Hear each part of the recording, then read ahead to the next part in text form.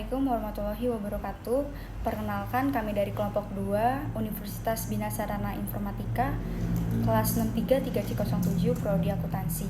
Pada hari ini kami ingin mempresentasikan hasil presentasi kami dari materi pertemuan 1 yang berjudul tentang mengenal diri sendiri. Perkenalkan, nama saya Anggita Purnama. Perkenalkan, nama saya Istirahmawati Wahyuningsi. Saya Kurnia Khairunisa. Perkenalkan, nama saya Naisela Fernanda Zahra. Perkenalkan, nama saya Putri Nabila Syifa. Kita masuk ke slide 1 yang dimana kita masuk ke dalam pengertian. Jadi, apa sih itu pengertian dari mengenal diri sendiri? Nah, mengenal diri sendiri adalah proses memahami kepribadian, nilai, emosi, tujuan, kekuatan, dan kelemahan yang dimiliki. Jadi, ini adalah langkah awal untuk membangun karakter yang kokoh dan autentik. Nah, apa sih karakter yang kokoh dan autentik itu? Jadi, karakter yang kokoh itu mencerminkan ketahanan mental, integritas, dan kemampuan untuk tetap teguh pada prinsip meskipun menghadapi tantangan ataupun tekanan dari luar. Nah, sementara karakter yang dimaksud dari autentik itu berarti menjadi diri sendiri, tidak berpura-pura ataupun meniru orang lain, serta hidup sesuai dengan nilai-nilai dan keyakinan pribadi yang tulus. Dan orang yang telah mengenal dirinya akan mudah mengenal orang lain. Karena mampu memahami orang lain, maka bisa menyesuaikan dirinya dengan berbagai gaya yang berbeda. Dan menjadi orang yang cerdas secara personal. Selanjutnya, pentingnya mengenal diri sendiri. Yang pertama, menemukan jati diri. Membantu seseorang mengetahui siapa dirinya dan apa yang menjadi tujuan hidupnya. Kedua, mengambil keputusan yang tepat. Dengan memahami nilai dan prioritas, keputusan hidup menjadi lebih terarah. Yang ketiga, meningkatkan hubungan dengan orang lain. Mengenal diri sendiri membantu memahami perasaan dan perilaku sehingga lebih mudah berempati terhadap orang lain. Yang terakhir, mengelola emosi. Seseorang yang mengenal dirinya lebih mampu mengendalikan stres dan emosi negatif. Selanjutnya, ada cara mengenali diri. Dalam cara ini ada hal-hal penting dalam prosesnya untuk konteks karakter building. Yang pertama, bersikap terbuka atau open-minded. Apa itu? Menerima kritik dan saran dari orang lain. Itu penting sekali untuk memahami perspektif orang lain terhadap diri kita. Dan juga tidak defensif atau membela diri saat dikritik. Sebaliknya, didengarkan, dipahami, digunakan sebagai alat untuk perbaikan diri.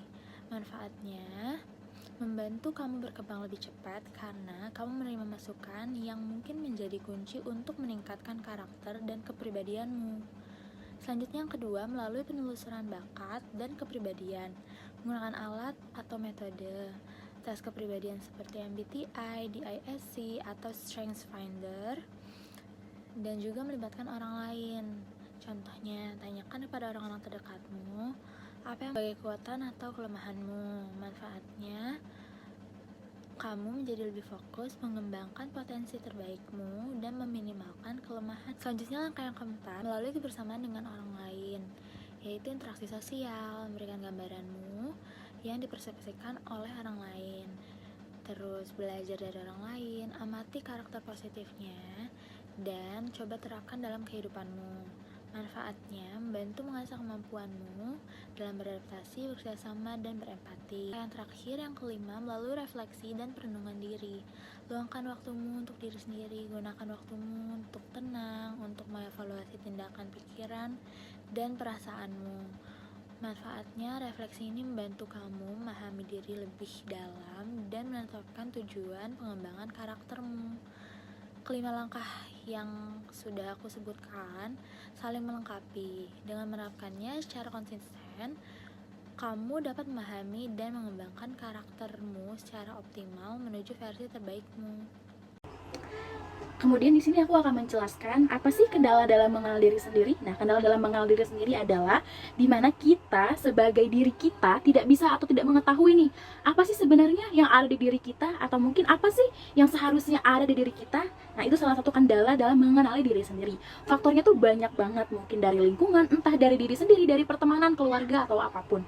Itu banyak sekali faktornya. Nah, di sini aku akan menjelaskan beberapa contoh faktor atau contoh hal yang membuat kita mempunyai kendala dalam mengenal diri sendiri. Nah, faktornya tuh apa sih? Nah, yang pertama yaitu ketidakjelasan tujuan, dimana kita tuh nggak tahu nih sebenarnya kita tuh mau apa, kita tuh harus apa. Jadi kita tuh nggak punya tujuan gitu loh. Intinya tidak punya tujuan. Jadi kita tuh bingung gitu ya. Jadi sesuatu yang harus kita lakukan itu harus punya tujuan, harus mempunyai tujuan. Supaya apa? Kita tidak mempunyai kendala dalam mengenal diri sendiri, supaya kita punya pedoman, kita punya titik terang untuk mengenal diri sendiri. Kalau misalkan kita tidak tahu tujuannya, tidak jelas tujuannya, kan nggak akan pernah sampai ya gitu. Makanya kita harus mempunyai titik jelas, yaitu tujuan, karena ketidakjelasan tujuan itu adalah salah satu faktor kendala dalam mengenali diri sendiri. Nah, kemudian ada juga ragu dan tidak pernah percaya diri.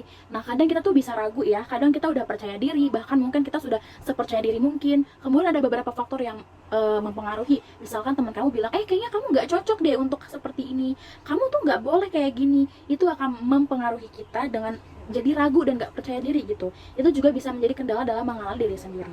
Makanya kita harus tetap percaya diri dan tidak boleh ragu dengan tujuan kita. Yang penting semuanya yang kita lakukan itu masih baik untuk diri sendiri. Itu tidak perlu ragu dan juga tidak perlu takut, karena sebenarnya itu adalah proses untuk mengenali diri sendiri. Supaya apa? Kita tidak keliru dan tidak bisa mengenal diri sendiri.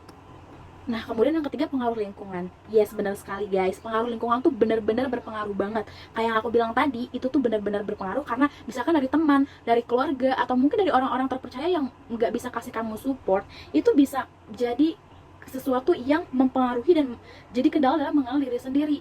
Ketidakcocokan berpendapat juga bisa menjadi salah satu kendala dalam mengenal diri sendiri. Mungkin kamu bisa mengambil hal-hal baik ya dari komentar-komentar dari orang-orang sekeliling kamu atau dari lingkungan-lingkungan kamu, tapi tidak boleh mengambil sisi buruk. Seperti yang aku bilang tadi, di contoh kedua, nanti jadinya kita akan ragu dan tidak percaya diri. Kita boleh mendengarkan pendapat orang lain, pendapat sekitar, tapi kita harus tetap menjadi diri sendiri dan mengenali diri sendiri. Kemudian yang keempat, perasaan gagal dan takut.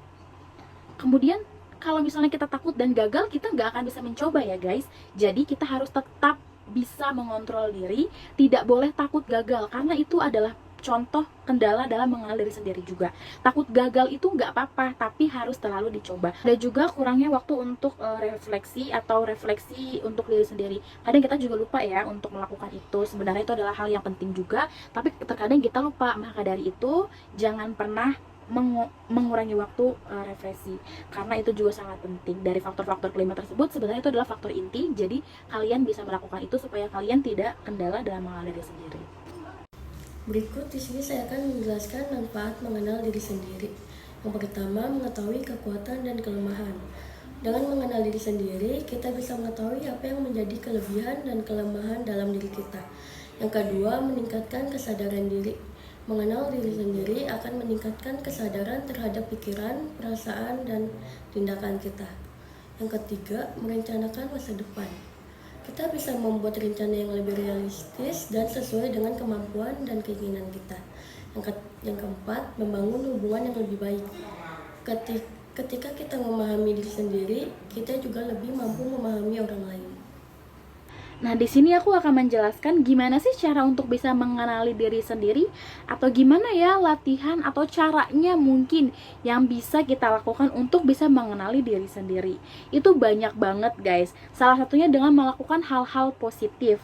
Contohnya seperti menulis jurnal. Mungkin untuk hari ini, cerita hari ini, apapun yang kalian lakukan hari ini, plan hari ini, atau mungkin hal yang mau kalian lakukan besok, supaya apa? Kalian bisa terstruktur dan gak lupa nih, kita hari ini mau mencapai apa ya, harus jadi apa ya, harus seperti apa ya.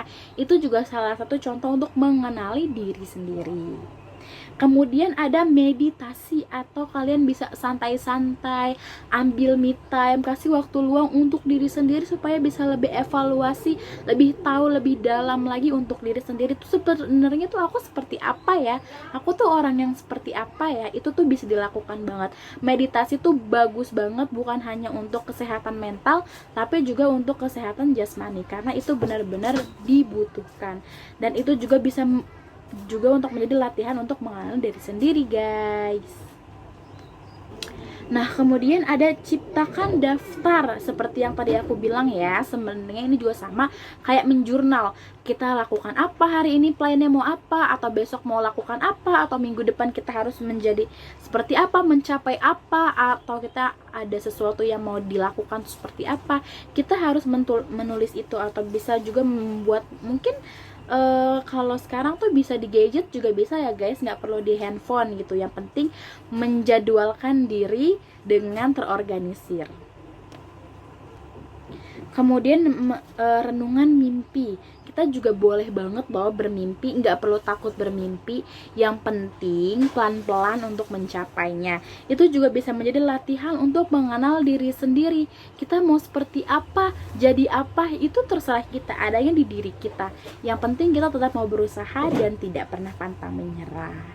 Kesimpulan, mengenal diri sendiri adalah fondasi dari pengembangan karakter yang baik dengan pemahaman yang mendalam tentang diri sendiri.